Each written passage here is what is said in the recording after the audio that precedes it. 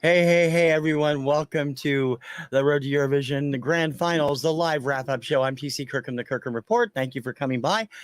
Wow, what a show today. Quite a spectacle. Lots of teeth on edge, biting of fingernails, especially really long fingernails for some. What a great show. Terrific all the way across the board, live at 3 p.m. Eastern on Peacock here in the States and around the world. At 8 p.m., I think it was, in UK, and 11 p.m. in part of Central Europe, and tomorrow morning in Australia, my time. A lot of great stuff. I'm going to give you the abbreviated version of this all the way through, so hope you will kind of stick around and go over it with you. I'm just going to give you a quick look at all the different acts that appeared and the different kind of stuff they did, and then we'll give you the winner. I'm sure you guys, if you're turning in, you may already know, but we will talk about it in any case. They opened the show with a great piece with Kalush Orchestra, last year's winners from Ukraine, doing their hit Stefania, and their winner, along with a second song.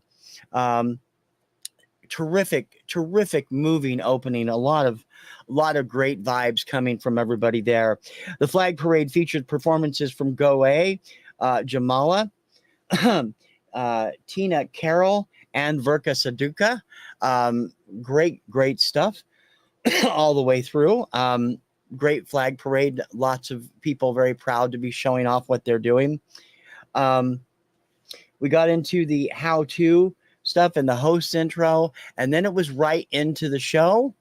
Let me pop over to check out the running order on everything so I don't get it wrong. And I'm keeping track of it as they're putting the points in on Wikipedia because I didn't write them down, so I'm going to need them a little bit. Kick things off with Austria, Taya and Selena, one of the fan favorites this year. Who the hell is Edgar? Great performance, similar to the one on the semifinals, and most of them were. If they were in the semifinals, it was pretty much a copy of what they did. Of course, we did get to see 5 acts for the first time today, and they all did a great job. Number 2, Portugal, Mimi Cat and I Curacao. Terrific performance from her as well. Third up was Remo Forer from Switzerland with Water Gun. Great, again, very similar to his performance at the semifinals. Poland's Blanca was up next, fourth with Solo. I don't get her background, the whole hand thing. Maybe it's just me. I wasn't really paying attention to it. Number 5, Serbia, Luke Black and Samo Mi Spava. Very popular with the fans. The first of the new performances tonight was France in at 6 with Lazara and Evidemment. Terrific job. Few more sparklies in her little chocolate wafer hat there. Really great performance. Cyprus was up next. Andrew Lambrow and Break a Broken Heart. Terrific performance from him as well. Spain was up next, second of the Big Five. Blanca Paloma with Ia. People really seem to really enjoy that. Sweden's Loreen took the stage after them with Tattoo. Of course, she's always good. Those nails are going to kill somebody, Lorraine. You're going to have to get those fixed. Up in 10th place, Albania with Albina and Family Kelminde with Duhe. Great performance. Again, a repeat of the semifinal version. Italy was up next. Marco Mengoni wearing that terrible shirt. I really hate that shirt, Marco. First look at him with Due Vite in Italian, his first competition. Of course, he's one of the Big Five. Estonia was up next. Alaika and Bridges. Love that song. Love the performance. She is terrific. Finland brought down the house with the insane European fans because the song sucks. Courageous and Cha Cha Cha. Everybody went absolutely nuts. The audience was singing along with it. I don't get it, people. The song is terrible. And when you look at the English lyrics, it's not that good either. Number 14, Chechnya, Vesna, and My Sister's Crown, again with the pink outfits. God, pink was the overall color at Eurovision this year. I mean, really, it was just everything was pink. Next up was Australia with Voyager and Promise, recreating their semifinals performance. Belgium's Gustav, who wasn't even expected to make it into the semifinals, but he did. He performed 16th with Because of You. Armenia, Brunette, and Future Lover was up next, followed by Moldova, Pasha Parfini, and Sorel Siluna. In 19th place, our first look at Tvorchi and Heart of Steel from Ukraine, representing Ukraine. I didn't think this matched the performance that they did at the national finals. I didn't think it was very good at all. I don't know what was wrong with it. I just didn't feel anything coming from it. I should have. Norway was up next, Alessandra and Queen of Kings. Great recreation. Again, I still think they should do something with the staging there. Germany up next with Blood and Glitter, Lord of the Lost singing. Terrific performance from this Scream Core band. Everybody seemed to love it. The audience seemed to love it. Lithuania up next, Monika Linkski and Stay and her vocal group. There are 4 ladies that have been helping her out with it. Terrific performance. Israel brought the house down. Noah Carell and Unicorn in the 23rd position during the performances.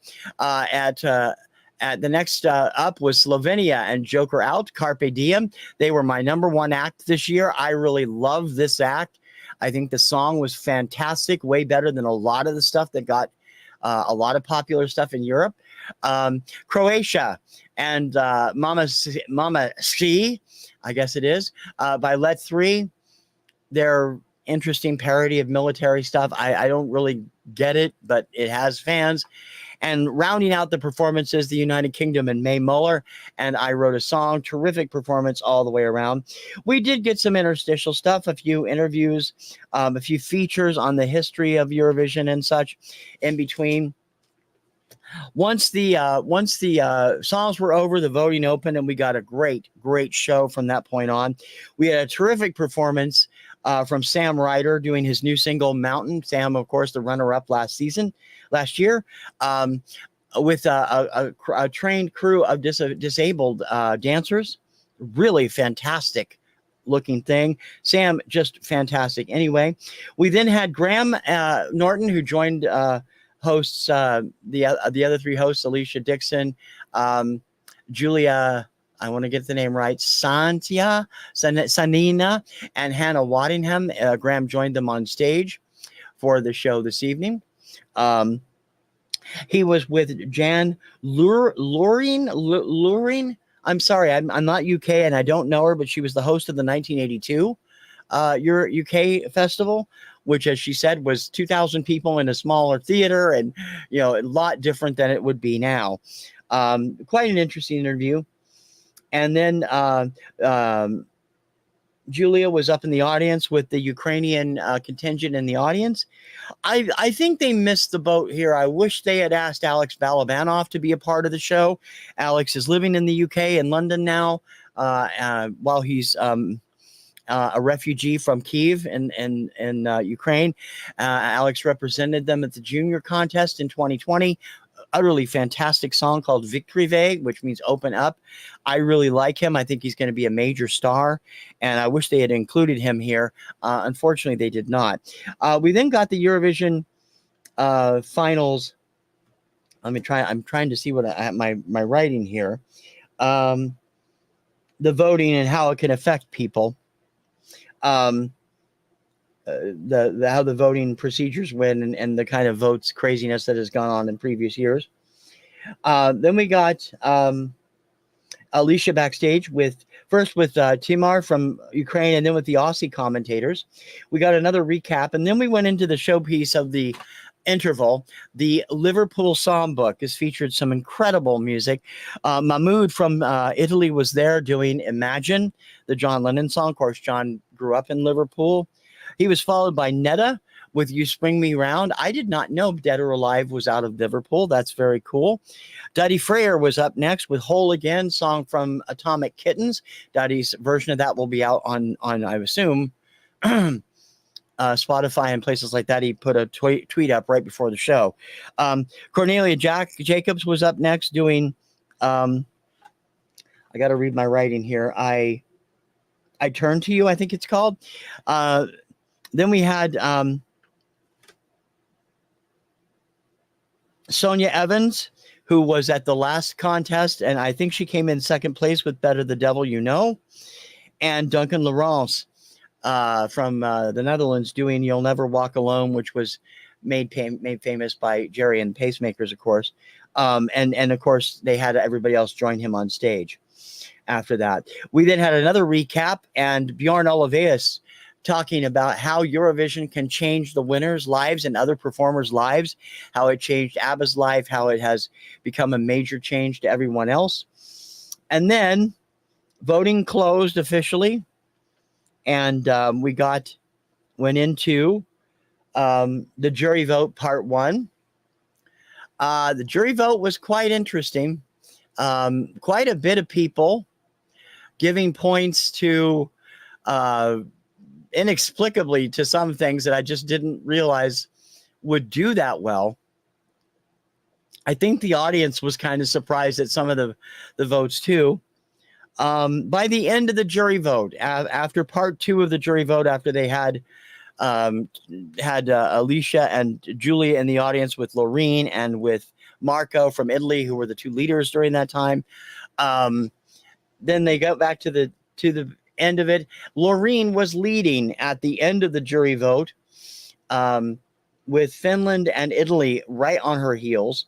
And it was an interesting thing. We got then Julia and Alicia both with Loreen continuing to comment. And then we got into the public vote. And the public vote stunned me considerably.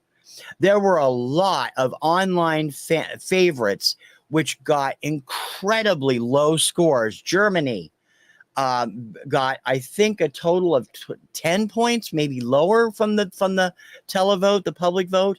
United Kingdom was one of the favorites. It also got a low number. Serbia, which I expected to jump into the top 5 with the public vote, did not do so. Also, not a lot of love for Slovenia. The fans I thought might turn out did not, but they still finished in 21st place. I think that's their highest ever, and I was really grateful to see that. They were terrific. Spain did not get as much as I thought they would. France did not get as much as I thought they would. Austria, which has been a huge thing for online for the last 2 months, got 16 points from the televote, which just wasn't that much and wasn't enough to do anything, unfortunately. So the total points overall, the top 5 looked like this. Norway came in 5th with Queen of Kings by Alessandra. Italy hung on to 4th place with Due Vite from Marco Mengoni. Israel was in with 362 points to take 3rd place with Unicorn, Noah Carell. And in the lead until the final numbers came in, but not enough, in 2nd place, thank you, God, Finland, Karija, and Cha Cha Cha. He had a total of 526 points. But Loreen did it. She pulled the fat out of the fire, earning more than enough to get over Finland to take the crown with Tattoo, this year's Eurovision Grand Champion for Sweden. This is Loreen's 2nd win in the contest. She is only the 2nd person to ever do that. The only other person to do that was Johnny Logan, who won in 1980 and 1987 as a performer, and in 1993, I think, as a songwriter. He's won the award 3 times. So Loreen is now closer to that mark, and only the 2nd person to win. Of course, she won 11 years ago with Euphoria. So that is how things went. I'd love to know what you think. So leave a comment at the end of the show. What you think of the winners, what you think of how things went. Were you surprised at some of the stuff? Were you amazed that Loreen pulled it out? Were you upset that Finland lost? And I can't imagine why you would be. I'm sorry. I just hated that song. He's cool. I like him. Karija, he's cool.